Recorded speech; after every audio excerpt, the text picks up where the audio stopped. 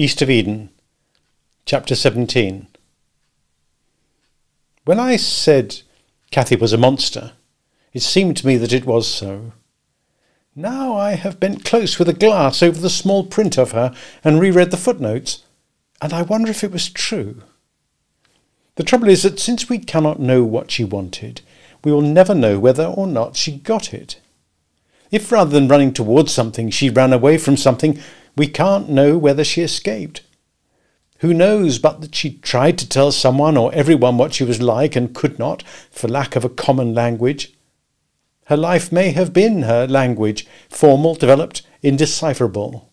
It's easy to say she was bad, but there's little meaning unless we know why. I've built the image in my mind of Cathy sitting quietly, waiting for her pregnancy to be over, living on a farm she did not like, with a man she did not love. She sat in her chair under the oak tree, her hands clasped each to each in love and shelter. She grew very big, abnormally big, even at a time when women gloried in big babies and counted extra pounds with pride. She was misshapen. Her belly, tight and heavy and distended, made it impossible for her to stand without supporting herself with her hands. But the great lump was local. Shoulders, neck, arms, hands, face were unaffected, slender, and girlish. Her breasts did not grow and her nipples did not darken. There was no quickening of the milk glands, no physical planning to feed the newborn. When she sat behind a table, you could not see that she was pregnant at all. In that day there was no measuring of pelvic arch, no testing of blood, no building with calcium. A woman gave a tooth for a child. It was the law. And a woman was likely to have strange tastes, some said for filth, and it was set down to the Eve nature, still under sentence for original sin. Cathy's odd appetite was simple compared to some. The carpenters, repairing the old house, complained that they could not keep the lumps of chalk with which they coated their chalk lines. Again and again the scored hunks disappeared. Cathy stole them and broke them in little pieces. She carried the chips in her apron pocket, and when no one was about, she crushed the soft lime between her teeth. She spoke very little. Her eyes were remote. It was as though she had gone away, leaving a breathing doll to conceal her absence. Activity surged around her. Adam went happily about building and planning his Eden. Samuel and his boys brought in a well at 40 feet and put down a new-fangled expensive metal casing, for Adam wanted the best. The Hamiltons moved their rig and started another hole. They slept in a tent beside the work and cooked over a campfire. But there was always one or another of them riding home for a tool or with a message. Adam fluttered like a bewildered bee, confused by too many flowers. He sat by Cathy and chatted about the pie plant roots just come in. He sketched for her the new fan blade Samuel had invented for the windmill. It had a variable pitch. It was an unheard of thing. He rode out to the well rig and slowed the work with his interest, and naturally, as he discussed wells with Cathy, his talk was all of birth and child care at the well head. It was a good time for Adam. The best time. He was the king of his wide and spacious life, and summer passed in a hot and fragrant autumn. The Hamiltons at the well rig had finished their lunch of Lisa's bread and rat cheese and venomous coffee, cooked in a can over the fire. Joe's eyes were heavy, and he was considering how he could get away into the brush to sleep for a while. Samuel knelt in the sandy soil, looking at the torn and broken edges of his bit. Just before they had stopped for lunch, the drill had found something 30 feet down that had mangled the steel as though it were lead. Samuel scraped the edge of the blade with his pocket knife and inspected the scrapings in the palm of his hand. His eyes shone with a childlike excitement. He held out his hand and poured the scrapings into Tom's hand. "Take a look at it, son. What do you think it is?" Joe wandered over from his place in front of the tent. Tom studied the fragments in his hand. "Whatever it is, it's hard," he said. "Couldn't be a diamond that big. Looks like metal. Do you think we bored into a buried locomotive?" His father laughed. 30 feet down, he said admiringly. It looks like tool steel, said Tom. We haven't got anything that can touch it. Then he saw the faraway, joyous look on his father's face, and a shiver of shared delight came to him. The Hamilton children loved it when their father's mind went free. Then the world was peopled with wonders. Samuel said, Metal, you say? You think steel, Tom? I'm going to make a guess, and then I'm going to get an assay. Now, hear my guess, and remember it. I think we'll find nickel in it, and silver maybe, and carbon, and manganese. How I would like to dig it up. It's in sea sand. That's what we've been getting. Tom said, Say, what do you think it is with nickel and silver? It must have been long 1,000 years, centuries ago, Samuel said, and his sons knew he was seeing it. Maybe it was all water here, an inland sea with the seabirds circling and crying, and it would have been a pretty thing if it happened at night. There'd come a line of light, and then a pencil of white light, and then a tree of blinding light drawn in a long arc from heaven. Then there'd be a great waterspout, and big mushroom of steam, and your ears would be staggered by the sound because the soaring cry of its coming would be on you at the same time the water exploded. And then it'd be black night again because of the blinding light. And gradually you'd see the killed fish coming up, showing silver in the starlight, and the crying birds would come to eat them. It's a lonely, lovely thing to think about, isn't it? He made them see it, as he always did. Tom said softly, You think it's a meteorite, don't you? That I do, and we can prove it by assay. Joe said eagerly, Let's dig it up. You dig it, Joe, while we bore for water. Tom said seriously, If the assay showed enough nickel and silver, wouldn't it pay to mine it? You're my own son, said Samuel. We don't know whether it's big as a house or little as a hat. But we could probe down and see. That we could if we did it secretly and hid our thinking under a pot. Why, what do you mean? Now, Tom, have you no kindness towards your mother? We give her enough trouble, son. She's told me plain that if I spend any more money patenting things, she'll give us trouble to remember. Have pity on her. Can't you see her shame when they ask her what we're doing? She's a truthful woman, your mother. She'd have to say, They're digging up a star. He laughed happily. She'd never live it down, and she'd make us smart. No pies for 3 months. Tom said, We can't get through it. We'll have to move to another place. I'll put some blasting powder down, said his father, and if that doesn't crack it aside, we'll start a new hole. He stood up. I'll have to go home for powder and to sharpen the drill. Why don't you boys ride along with me, and we'll give Mother a surprise, so she'll cook the whole night and complain. That way she'll dissemble her pleasure. Joe said, Somebody's coming fast. And indeed they could see a horseman who riding towards them at full gallop, but a curious horseman who flopped about on his mount like a tied chicken. When he came a little closer, they saw that it was Lee, his elbows waving like wings, his queue lashing about like a snake. It was surprising that he stayed on at all, and still drove the horse at full tilt. He pulled up, breathing heavily. Missy Adam say come! Missy Cassie bad! Come quick! Missy yell! Scream! Samuel said, Hold on, Lee. When did it start? Maybe breakfast time. All right, calm yourself. How is Adam? Missy Adam crazy! Cry, laugh, make vomit. Sure, said Samuel.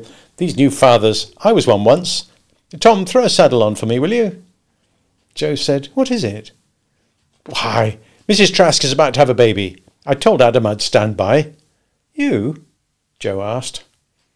Samuel levelled his eyes on his youngest son. I brought both of you into the world, he said, and you've given no evidence you think I did a bad service to the world. Tom, you get all the tools gathered up. Go back to the branch and sharpen the metal. Bring back the box of powder that's on the shelf in the tool shed. Go easy with it, as you love your arms and legs, Joe. I want you to stay here and look after things. Joe said plaintively, But what will I do here alone? Samuel was silent for a moment. Then he said, Joe, do you love me? Why, sure. If you heard I'd committed some great crime, would you turn me over to the police? What are you talking about? Would you? No. All right, then. In my basket, under my clothes, you'll find 2 books. New. So be gentle with them. It's 2 volumes by a man the world is going to hear from. You can start reading it if you want, and it'll raise up your lid a little. It's called The Principles of Psychology, and it's by an Eastern man named William James, no relative to the train robber. And Joe, if you ever let on about the books, I'll run you off the ranch. If your mother ever found out I spent the money on them, she'd run me off the ranch. Tom led a saddled horse to him. Can I read it next? Yes, said Samuel, and he slipped his leg lightly over the saddle. Come on, Lee. The Chinese wanted to break into a gallop, but Samuel restrained him. Take it easy, Lee. Birthing takes longer than you think, mostly. For a time they rode in silence, and then Lee said, I'm sorry you bought those books. I have the condensed form in 1 volume, the textbook. You could have borrowed it. Have you now? Do you have many books? Oh, not many here, 30 or 40, but you're welcome to any of them you haven't read. Thank you, Lee. You may be sure I'll look the first moment I can. You know, you could talk to my boys. Joe's a little flighty, but Tom's all right, and it would do him good. It's a hard bridge to cross, Mr. Hamilton. Makes me timid to talk to a new person, but I'll try if you say so. They walked the horses rapidly toward the little draw of the Trask place. Samuel said, Tell me, how is it with the mother? I'd rather you saw for yourself and thought for yourself, Lee said.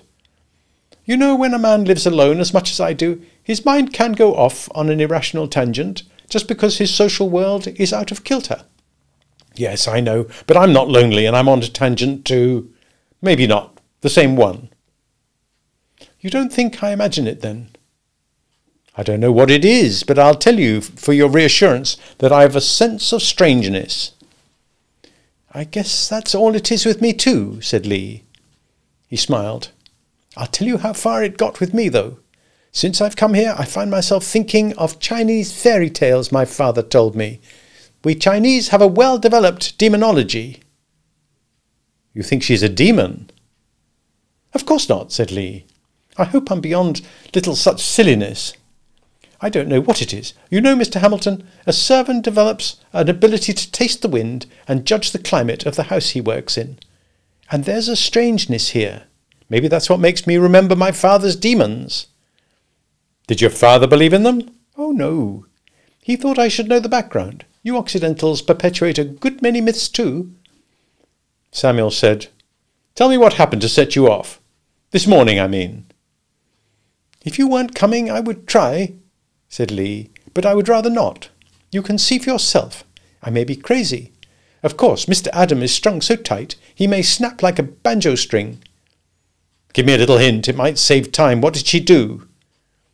Nothing. That's just it. Mr. Hamilton, I've seen births before, a good many of them, but this is something new to me. How? Well, I'll tell you the one thing I can think of. This is much more like a bitter, deadly combat than a birth. As they rode into the draw and under the oak trees, Samuel said, I hope you haven't got me in a state, Lee. It's a strange day, and I don't know why. No wind, said Lee. It's the first day in a month when there hasn't been wind in the afternoon. That's so. You know, I've been so close to the details I paid no attention to the clothing of the day. First we find a buried star, now we go to dig up a mint new human. He looked up through the oak branches at the yellow-lit hills. What a beautiful day to be born in, he said. If signs have their fingers on a life, it's a sweet life coming. And Lee, if Adam plays true, he'll be in the way. Stay close, will you, in case I need something. Look, the carpenters, are sitting under that tree. Mr. Adam stopped the work. He thought the hammering might disturb his wife. Samuel said, You stay close. That sounds like Adam playing true. He doesn't know his wife probably couldn't hear God himself beating a tattoo on the sky. The workman sitting under the tree waved to him. How do, Mr. Hamilton? How's your family? Fine, fine. Say, isn't that Rabbit Holman? Where have you been, Rabbit? Went prospecting, Mr. Hamilton.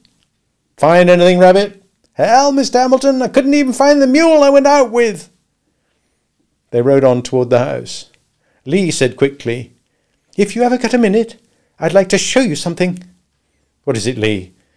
Well, I've been trying to translate some old Chinese poetry into English. I'm not sure it can be done. Will you take a look? I'd like to, Lee. Why, that would be a treat for me. Bordoni's white frame house was very quiet, almost broodingly quiet, and the shades were pulled down. Samuel dismounted at the stoop, untied his bulging saddlebags, and gave his horse to Lee. He knocked, got no answer, and went in. It was dusky in the living room, after the outside light. He looked in the kitchen, scrubbed to the wood grain by Lee.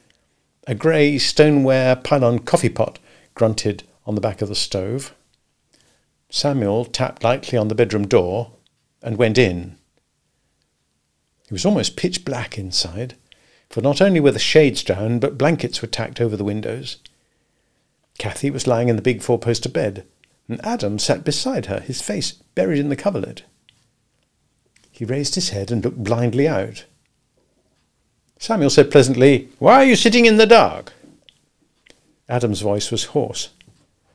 "She doesn't want the light. It hurts her eyes." Samuel walked into the room, and authority grew in him with each step. "There'll have to be a light," he said. "She can close her eyes. I'll tie a black cloth over them if she wants." He moved to the window and grasped the blanket to pull it down, but Adam was upon him before he could yank. "Leave it! The light hurts her," he said fiercely. Samuel turned on him. "Now, Adam, I know what you feel. I promised you I'd take care of things, and I will. I only hope one of those things isn't you." He pulled the blanket down and rolled up the shade to let the golden afternoon light in. Cathy made a little mewing sound from the bed, and Adam went to her. "Close your eyes, dear. I'll put a cloth over your eyes." Samuel dropped his saddlebags in a chair and stood beside the bed. "Adam," he said firmly, "I'm going to ask you to go out of the room and to stay out." "No, I can't. Why?" "Because I don't want you in the way. It's considered a sweet practice for you to get drunk." "I couldn't." Samuel said, "Anger's a slow thing in me, and disgust is slower, but I can taste the beginnings of both of them. You'll get out of the room and give me no trouble, or I'll go away and you'll have a basket of trouble." Adam went finally, and from the doorway Samuel called, "And I don't want you bursting in if you hear anything. You wait for me to come out." He closed the door, noticed there was a key in the lock, and turned it. "He's an upset, vehement man," he said. "He loves you." He had not looked at her closely until now, and he saw true hatred in her eyes, unforgiving, murderous hatred. "It'll be over before long, dearie. Now tell me, has the water broke?" Her hostile eyes glared at him, and her lips raised snarling from her little teeth. She did not answer him. He stared at her. "I did not come by choice, except as a friend," he said. "It's not a pleasure to me, young woman. I don't know your trouble, and minute by minute I don't care. Maybe I can save you some pain, who knows? I'm going to ask you one more question. If you don't answer, if you put that snarling look on me, I'm going out and leave you to welter." The words struck into her understanding like lead shot dropped in water. She made a great effort, and it gave him a shivering to see her face change, the steel leave her eyes, the lips thicken from line to bow, and the corners turn up. He noticed a movement of her hands, the fists unclench, and the fingers turn pinkly upwards. Her face became young and innocent and bravely hurt. It was like one magic lantern slide taking the place of another. She said softly, "The water broke at dawn." "That's better. Have you had hard labour?" "Yes." "How far apart?" "I don't know." "Well, I've been in this room 15 minutes. "I've had 2 little ones. No big ones since you came." "Fine. Now where's your linen?" "In that hamper over there." "You'll be all right, dearie," he said gently. He opened his saddlebags and took out a thick rope covered with blue velvet and looped at either end. On the velvet, hundreds of little pink flowers are embroidered. "Lisa sent you her pulling rope to use," he said. "She made it when our firstborn was preparing. What with our children and friends, this rope has pulled a great number of people into the world." He slipped one of the loops over each of the footposts of the bed. Suddenly her eyes glazed and her back arched like a spring, and the blood started to her cheeks. He waited for her to cry or scream and looked apprehensively at the closed door, but there was no scream, only a series of grunting squeals. After a few seconds her body relaxed and the hatefulness was back in her face. The labour struck again. There's a dear, he said soothingly. Was it 1 or 2? I don't know. The more you see, the more you learn. No two are alike. I'd better get my hands washed. Her head threshed from side to side. Good, good, my darling, he said. I think it won't be long till your baby's here. He put his hand on her forehead, where her scar showed dark and angry. How did you get that hurt on your head? He asked. Her head jerked up, and her sharp teeth fastened on his hand across the back and up into the palm near the little finger.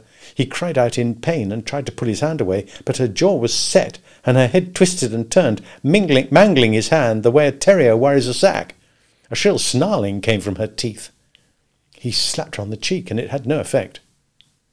Automatically he did what he would have done to stop a dog fight. His left hand went to her throat, and he cut off her wind. She struggled and tore at his hand before her jaws unclenched, and he pulled his hand free. The flesh was torn and bleeding. He stepped back from the bed and looked at the damage her teeth had done. He looked at her with fear, and when he looked, her face was calm again, and young and innocent. I'm sorry, she said quickly. Oh, I'm sorry. Samuel shuddered. It was the pain, she said. Samuel laughed shortly. Ha! I'll have to muzzle you, I guess, he said. A collie bitch did the same to me once. He saw the hatred look out of her eyes for a second, and then retreat. Samuel said, Have you got anything to put on it? Humans are more poisonous than snakes.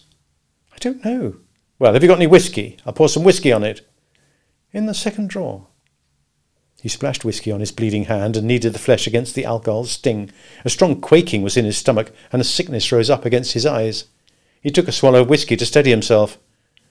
He dreaded to look back at the bed. My hand won't be much good for a while, he said. Samuel told Adam afterward. She must be made of whalebone. The birth happened before I was ready. Popped like a seed. I'd not the water ready to wash him. Why, she didn't even touch the pulling rope to bear down. Pure whalebone she is. He tore at the door, called Lee, and demanded warm water. Adam came charging into the room. A boy, Samuel cried. You got a boy? Easy, he said, for Adam had seen the mess in the bed, and a grin was rising in his face. Samuel said, Send Lee in here. And you, Adam, if you still have the authority to tell your hands and feet what to do, get to the kitchen and make me some coffee. And see the lamps are filled and the chimneys clean. Adam turned like a zombie and left the room. In a moment, Lee looked in. Samuel pointed to the bundle in a laundry basket. Sponge him off in warm water, Lee. Don't let the draft get on him. Lord, I wish Lisa was here. I can't do everything at once. He turned back to the bed. Now, dearie, I'll get you cleaned up. Kathy was bowed again, snarling in her pain. It'll be over in a little, he said. Takes a little time for the residue, and you're so quick. Why, you didn't even have to pull on Lisa's rope. He saw something, stared, and went quickly to work. Lord God in heaven, it's another one! He worked fast, and with the first birth was incredibly quick. And again Samuel tied the cord. Lee took the second baby, washed it, wrapped it, put it in the basket. Samuel cleaned the mother, shifted her gently while he changed the linen on the bed. He found in himself a reluctance to look in her face. He worked as quickly as he could, for his bitten hand was stiffening. He drew a clean white sheet up to her chin and raised her to slip a fresh pillow under her head. At last he had a look at her. Her golden hair was wet with perspiration, but her face had changed. It was stony, expressionless. At her throat the pulse fluttered visibly. You have 2 sons, Samuel said. 2 fine sons. They aren't alike, each one born separate in his own sack. She inspected him coldly and without interest. Samuel said, I'll show you your boys to you. No, she said without emphasis. Now, dearie, don't you want to see your sons? No, I don't want them. Oh, you'll change. You're tired now, but you'll change. And I'll tell you now, this birth was quicker and easier than I've seen ever in my life. The eyes moved from his face. I don't want them. I want you to cover the windows and take the light away. Ah, it's weariness. In a few days you'll feel so different you won't remember. I'll remember. Go away. Take them out of the room. Send Adam in. Samuel was caught by her tone. There was no sickness, no weariness, and no softness. His words came out without his will. "I don't like you," he said, and wished he could gather the words back into his throat and into his mind, but his words had no effect on Cathy. "Send Adam in." In the little living room, Adam looked vaguely at his sons and went quickly into the bedroom and shut the door. In a moment came the sound of tapping. Adam was nailing the blankets over the windows again. Lee brought coffee to Samuel. "That's a bad-looking hand you have there," he said. "I know, I'm afraid it's going to give me trouble." "Why does she do it?" "I don't know, she's a strange thing." Lee said, "Mr. Hamilton, let me take care of that. You could lose an arm." The life went out of Samuel. "Do what you want, Lee. A frightened sorrow has closed down over my heart. I wish I were a child so I could cry. I'm too old to be afraid like this, and I've not felt such despair since a bird died in my hand by a flowing water long ago." Lee left the room and shortly returned, carrying a small ebony box carved with twisting dragons. He sat by Samuel and from his box took a wedge-shaped Chinese razor. "It will hurt," he said softly. "I'll try to bear it, Lee." The Chinese bit his lips, feeling the inflicted pain on himself while he cut deeply into the hand, opened the flesh around the tooth marks front and back, and trimmed the ragged flesh away until good red blood flowed from every wound. He shook a bottle of yellow emulsion labelled Hall's Cream Salve and poured it into the deep cuts. He saturated a handkerchief with the salve and wrapped the hand. Samuel winced and gripped the chair arm with his good hand. "It's mostly carbolic acid," Lee said. "You can smell it." "Thank you, Lee. I'm being a baby to knot up like this." "I don't think I could have been so quiet," said Lee. "I'll get you another cup of coffee." He came back with 2 cups and sat down by Samuel. "I think I'll go away," he said. "I never went willingly to a slaughterhouse." Samuel stiffened. "What do you mean?" "Oh, I don't know. The words just came out." Samuel shivered. "Lee, men are fools. I guess I hadn't thought about it, but Chinese men are fools too." "What made you doubt it?" "Oh, maybe because we think of strangers as stronger and better than we are." "What do you want to say?" Samuel said, "Maybe the foolishness is necessary, the dragon fighting, the boasting, the pitiful courage to be constantly knocking a chip off God's shoulder, the childlike cowardice that makes a ghost of a dead tree beside a darkening road. Maybe that's good and necessary, but—" "What do you want to say?" Lee repeated patiently. "I thought some wind had blown up the embers in my foolish mind," Samuel said, "and now I hear in your voice that you have it too. I feel wings over this house. I feel a dreadfulness coming." "I feel it too." "I know you do, and that makes me take less than my usual comfort in my foolishness.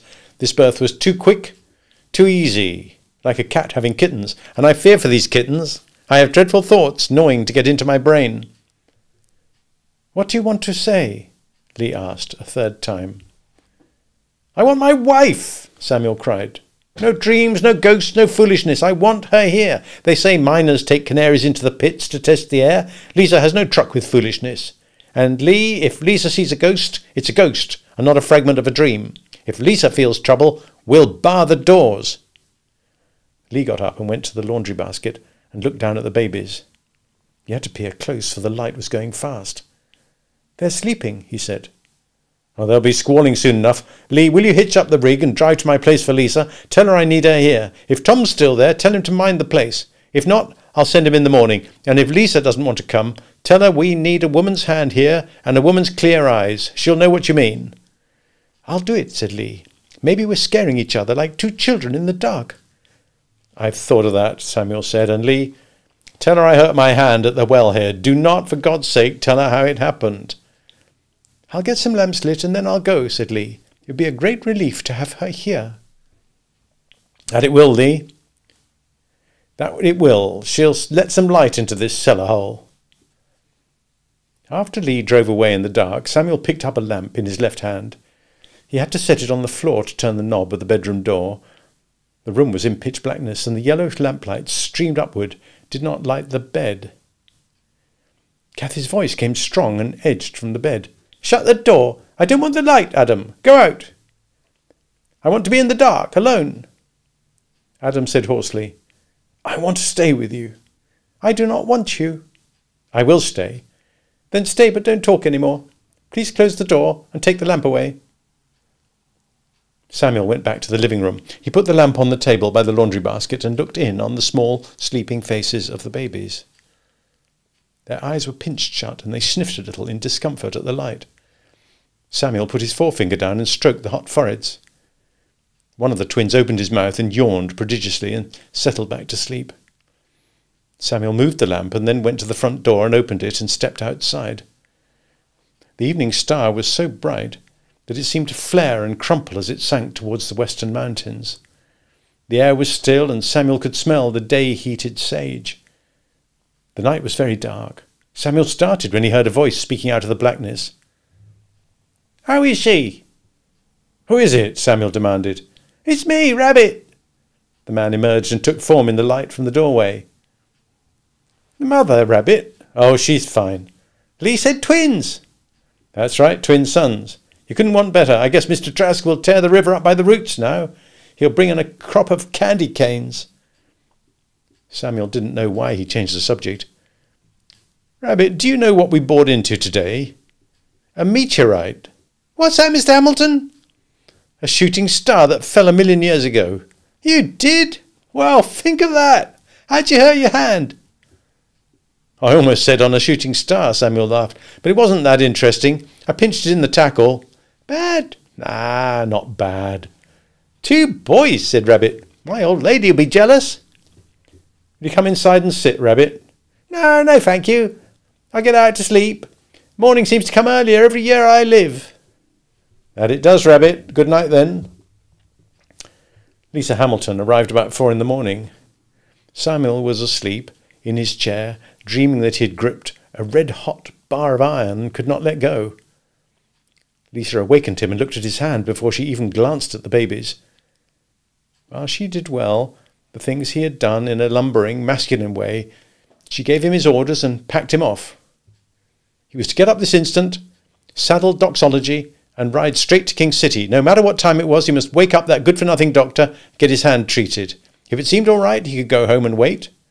And it was a criminal thing to leave your last-born, and he little more than a baby himself, sitting there by a hole in the ground with no one to care for him. It was a matter which might even engage the attention of the Lord God himself. If Samuel craved realism and activity, he got it. She had him off the place by dawn. His hand was bandaged by 11, and he was in his own chair at his own table by 5 in the afternoon, sizzling with fever. And Tom was boiling a hen to make chicken soup for him. For 3 days Samuel lay in bed, fighting the fever phantoms and putting names to them too, before his great strength broke down the infection and drove it caterwauling away. Samuel looked up at Tom with clear eyes and said, "I'll have to get up." Tried it and sat weakly back, chuckling. The sound he made when any force in the world defeated him. He had an idea that even when beaten he could steal a little victory by laughing at defeat. And Tom brought him chicken soup until he wanted to kill him. The law has not died out of the world, and you'll still find people who believe that soup will cure any hurt or illness. It's no bad thing to have for the funeral either. Lisa stayed away a week. She cleaned the Trask house from the top clear down into the grain of the wooden floors. She washed everything she could, bend enough to get into a tub, and sponged the rest. She put the babies on a working basis and noted with satisfaction that they howled most of the time and began to gain weight. Lee she used like a slave, since she didn't quite believe in him. Adam she ignored, since she couldn't use him for anything. She did make him wash the windows, and then did it again after he'd finished. Lisa sat with Cathy just enough to come to the conclusion that she was a sensible girl who didn't talk very much, or try to teach her grandmother to suck eggs. She also checked her over and found that she was perfectly healthy, not injured and not sick, and that she had never nursed the twins. "Just as well too," she said. "Those great lummoxes would chew a little thing like you to the bone." She forgot that she was smaller than Cathy and had nursed every one of her own children. On Saturday afternoon Lisa checked her work, left a list of instructions as long as her arm to cover every possibility from colic to an inroad of grease ants, packed her travelling basket, and had Lee drive her home. She found her house in a stable of filth an abomination, and she set to cleaning it with the violence and disgust of a Hercules at labour. Samuel asked questions of her in flight. How were the babies? They were fine, growing. How was Adam? Well, he moved around as if he was alive, but he left no evidence. The Lord in his wisdom gave money to very curious people, perhaps because they'd starve without. How was Mrs. Trask? Quiet, lackadaisical, like most rich Eastern women. Lisa had never known a rich Eastern woman, but on the other hand, docile and respectful. And it's a strange thing, Lisa said. I can find no real fault with her, save perhaps a touch of laziness. And yet I don't like her very much. Maybe it's that scar. How did she get it? I don't know, said Samuel. Lisa levelled her forefinger like a pistol between his eyes. I'll tell you something. Unbeknownst to herself, she's put a spell on her husband. He moons around her like a sick duck. I don't think he's given the twins a thorough good look yet. Samuel waited until she went by again. He said, Well, if she's lazy and he's moony, who's going to take care of the sweet babies? Twin boys take a piece of looking after. Lisa stopped in mid-swoop, drew a chair close to him and sat, resting her hands on her knees. Remember, I've never held the truth lightly, if you don't believe me, she said. I don't think you could lie, dearie, he said, and she smiled, thinking it a compliment. Well, what I'm going to tell you might wear a little heavy on your belief, if you did not know that. Tell me. Samuel, you know that Chinese with his slanty eyes, and his outlandish talk, and that braid? Lee, sure, I know him. Well, wouldn't you say offhand he was a heathen? I don't know. Come now, Samuel. Anybody would. But he's not. She straightened up. What is he? She tapped his arm with an iron finger. A Presbyterian. And well up, I say, when you dig it out, of that crazy talk. Now, what do you think of that? Samuel's voice was unsteady with trying to clamp his laughter in. No, he said. I say yes. Well now, who do you think is looking after the twins? I wouldn't trust a heathen from here to Omega, but a Presbyterian. He learned everything I told him. No wonder they're taking on weight, said Samuel. It's a matter for praise, and it's a matter for prayer. We'll do it too, said Samuel. Both. For a week, Cathy rested and gathered her strength. On Saturday of the second week of October, she stayed in her bedroom all morning. Adam tried the door and found it locked. I'm busy, she called, and he went away. Putting her bureau in order, he thought, for he could hear her opening drawers and closing them. In the late afternoon, Lee came to Adam where he sat on the stoop. Missy say I go King City buy nursey bottle, he said uneasily. Well, do it then, said Adam. She's your mistress. Missy say not come back maybe Monday. Take... Cathy spoke calmly from the doorway. He hasn't had a day off for a long time. A rest would do him good. Of course, said Adam. I just didn't think of it. Have a good time. If I need anything, I'll get one of the carpenters. Men go home Sunday. I'll get the Indian. Lopez will help. Lee felt Cathy's eyes on him. Lopez lunk! Find bottle of whiskey! Adam said petulantly, I'm not helpless. Lee, stop arguing. Lee looked at Cathy standing in the doorway. He lowered his eyelids. Maybe I come back late, he said. And he thought he saw two dark lines appear between her eyes and then disappear. He turned away. Goodbye, he said. Cathy went back to her room as the evening came down. At 7:30 Adam knocked. I've got you some supper, dear. It's not much. The door opened as though she had been standing waiting. She was dressed in her neat travelling dress, the jacket edged in black braid, black velvet lapels, large jet buttons. On her head was a wide straw hat with a tiny crown. Long, jet-beaded hat-pins held it on. Adam's mouth dropped open. She gave him no chance to speak. I'm going away now. Cathy, what do you mean? I told you before. You didn't. You didn't listen. It doesn't matter. I don't believe you. Her voice was dead and metallic. I don't give a damn what you believe. I'm going. The babies? Throw them in one of your wells. He cried in panic. Cathy, you're sick. You can't go. Not from me. Not from me. I can do anything to you. Any woman can do anything to you. You're a fool. The word got through his haze. Without warning, his hands reached for her shoulders and he thrust her backward. As she staggered, he took the key from the inside of the door, slammed the door shut and locked it. He stood panting, his ear close to the panel, and hysterical sickness poisoned him. He could hear her moving quietly about. A drawer was opened, and the thought leapt in him, "She's going to stay!" And then there was a little click he could not place. His ear was almost touching the door.